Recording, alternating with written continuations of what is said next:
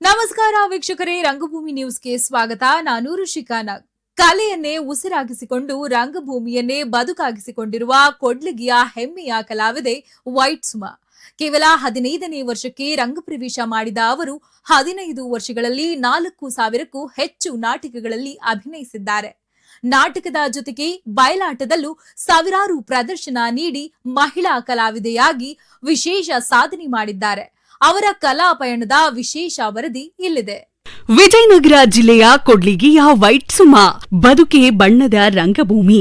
ಕಲೆಯನ್ನೇ ಉಸಿರಾಗಿಸಿಕೊಂಡು ರಂಗಭೂಮಿಯನ್ನೇ ಜೀವವಾಗಿಸಿಕೊಂಡಿರುವ ಪ್ರತಿಭಾವಂತ ಕಲಾವಿದೆ ವೈಟ್ ಸುಮಾರವರು ಕೊಡ್ಲಿಗಿ ಪಟ್ಟಣದ ಹೆಮ್ಮೆಯ ಕಲಾವಿದೆಯಾಗಿದ್ದಾರೆ.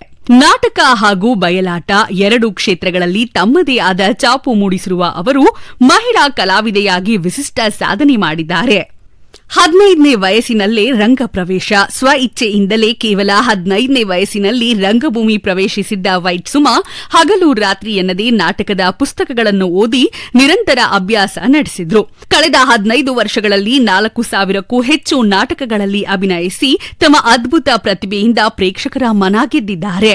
ಬಯಲಾಟದಲ್ಲೂ ಗಮನಾರ್ಹ ಸಾಧನೆ.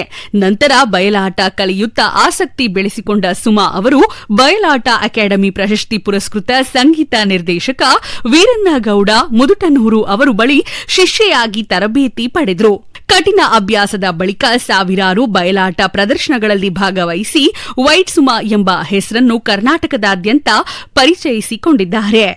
ಗುರುಗಳ ಮೆಚ್ಚುಗೆ. ತಮ್ಮ ಶಿಷ್ಯೆಯ ಸಾಧನೆ ಕುರಿತು ಮಾತನಾಡಿದ್ದ ಗುರು ವೀರನ್ನಗೌಡ ಮುದುಟನೂರು ಅವರು, ನನ್ನ ಶಿಷ್ಯೆ ವೈಟ್ ಸುಮಾ ಬಯಲಾಟ ಕ್ಷೇತ್ರದಲ್ಲಿ ಉತ್ತಮ ಹೆಸರು ಪಡೆದಿರುವುದು ನನಗೆ ಅತ್ಯಂತ ಸಂತೋಷ ತಂದಿದೆ ಎಂದು ಮೆಚ್ಚುಗೆ ವ್ಯಕ್ತಪಡಿಸಿ ಅವರಿಗೆ ಜನ್ಮದಿನದ ಹಾರ್ದಿಕ ಶುಭಾಶಯಗಳನ್ನು ತಿಳಿಸಿದ್ದಾರೆ.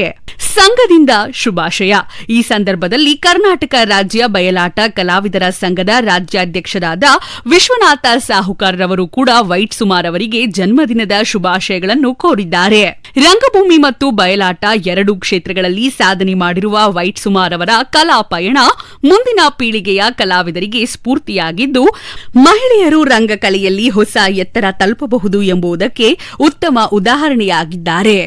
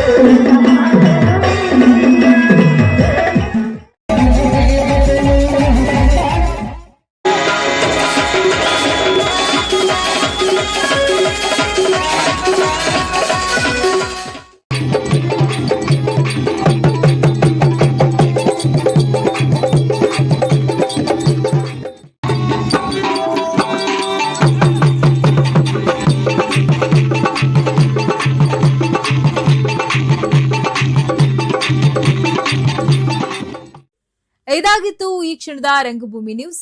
ನಮಸ್ಕಾರ.